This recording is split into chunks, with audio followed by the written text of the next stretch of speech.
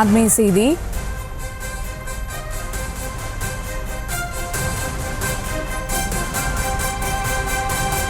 Sterlite ஆலை மூடலுக்கு எதிரான வேதாந்தாவின் மனு உச்சநீதிமன்றத்தில் விசாரணைக்கு வந்திருக்கிறது. அண்மை செய்தியாக பார்த்து வருகிறோம். ஸ்டெர்லைட் ஆலை மூடலுக்கு எதிரான வேதாந்தாவின் மனு உச்சநீதிமன்றத்தில் விசாரணைக்கானது வந்திருக்கிறது. இது குறித்த கூடுதல் விவரங்களோடு இணைகிறார் எமது செய்தியாளர் மதியழகன். வணக்கம் மதியழகன், விவரங்கள். ஸ்டெர்லைட் ஆலையை மூடுவதற்கு தமிழக அரசு பிறப்பித்த உத்தரவிற்கு எதிராக வேதாந்தா நிறுவனம் உச்சநீதிமன்றத்தில் மேல்முறையீடு செய்திருக்கிறது. இந்த மனு மீதான விசாரணை தலைமை நீதிபதி சந்திரசூட் தலைமையிலான அமர்வில் தற்பொழுது உச்சநீதிமன்றத்தில் நடைபெற்று வருகிறது. வேதாந்தா நிறுவனம் சார்பில் மூத்த வழக்கறிஞர் ஷியாம் திவான் ஆஜராகி வாதங்களை முன்வைத்து வருகிறார். அதில் ஸ்டெர்லைட் ஆலை எப்படி தொடங்கப்பட்டது, அதன் விவரங்கள் எல்லாம் தொடர் குறித்து விளக்கினார். மேலும் தற்போது தூத்துக்குடி சிப்காட்டின் மொத்த பரப்பளவு சுமார் 1800 ஏக்கர். அதில் 1000 ஏக்கர் பரப்பளவில் வேதாந்தா நிறுவனம் தூத்துக்குடியில் இயங்கி வருவதாக தெரிவிக்கப்பட்டது.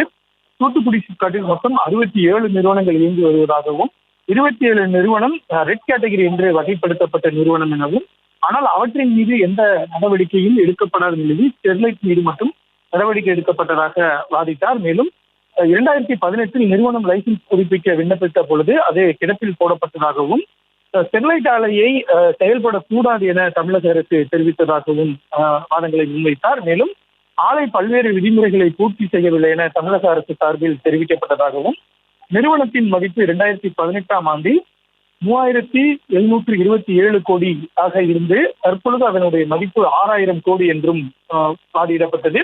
2018 நிறுவனத்தை மூடும் பொழுது 36%, அதாவது இந்தியாவினுடைய தாமிர உற்பத்தியில் ஸ்டெர்லைட் நிறுவனம் 36% உற்பத்தி செய்ததாகவும், 2014-18 காலகட்டத்தில் 13,500 கோடி ரூபாய் வரி செலுத்தப்பட்டுள்ளதாகவும் ஷியாம் திவான் வாதிட்டார்.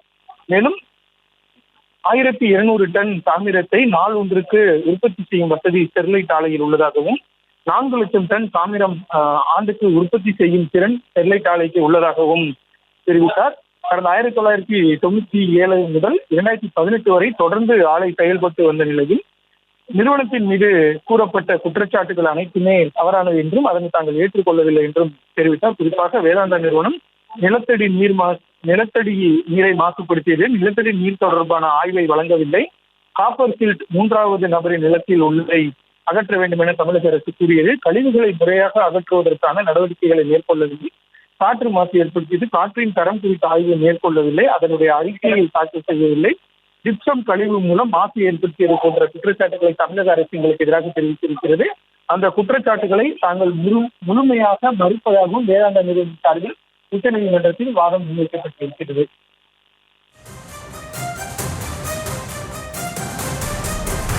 விவரங்களுக்கு நன்றி மதியழகன். செய்திகளை உடனுக்குடனும் துல்லியமாகவும் தெரிந்து கொள்ள சப்ஸ்கிரைப் பண்ணுங்க.